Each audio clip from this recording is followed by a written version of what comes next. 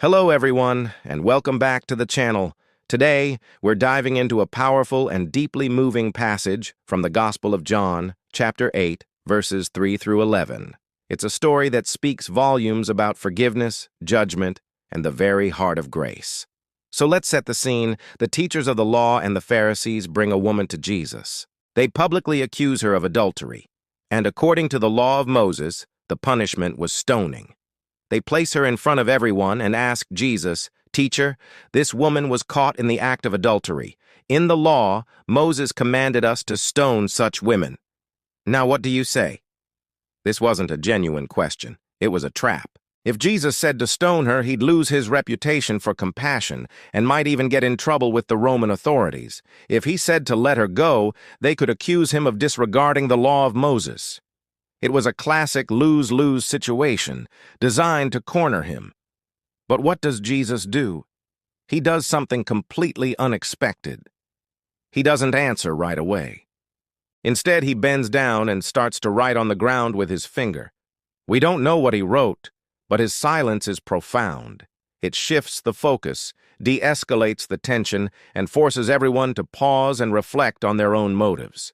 The accusers, full of self-righteous anger, are suddenly met with quiet contemplation. When they keep questioning him, he finally stands up and delivers one of the most famous lines in the entire Bible. "Let any one of you who is without sin be the first to throw a stone at her." Wow. Just think about that. He doesn't abolish the law, but he raises the standard for who is qualified to execute its judgment. He turns the mirror back on the accusers. Suddenly, their own hearts and their own hidden faults are brought into the light. One by one, starting with the oldest and wisest, they drop their stones and walk away. The very people who were so eager to condemn another person couldn't stand up to the scrutiny of their own conscience. Soon, only Jesus and the woman are left. He asks her, "Woman, where are they? Has no one condemned you?" "No one, sir," she said. And here comes the beautiful climax of this encounter. Jesus tells her, "Then neither do I condemn you. Go now and leave your life of sin." Notice the two parts of this statement. First, there's incredible grace. Neither do I condemn you. Jesus, the only one who actually is without sin and who has every right to judge, chooses not to condemn her. He offers her a clean slate, a fresh start, free from the weight of her past. He sees her not just for her mistake, but for the person she can become. But he doesn't stop there. He follows grace with a call to transformation. Go now and leave your life of sin. This isn't cheap grace.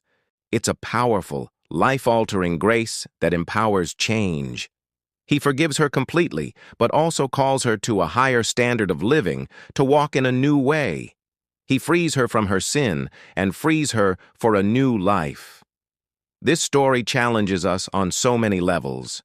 It forces us to look at the stones we might be holding in our own hands, the judgments, the criticisms, the gossip we're so quick to throw at others. It reminds us that we are all in need of the same grace that this woman received. Before we point the finger, we must first look in the mirror.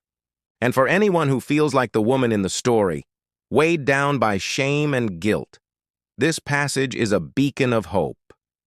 It shows us that with Jesus there is always forgiveness.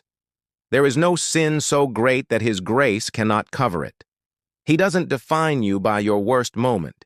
He sees you, he loves you, and he offers you a path forward, free from condemnation. Thank you so much for joining me today to reflect on this incredible scripture. I hope it blessed and encouraged you. If you found this message meaningful, please give it a like and consider subscribing for more content like this. I'd love to hear your thoughts in the comments below. God bless, and see you next time.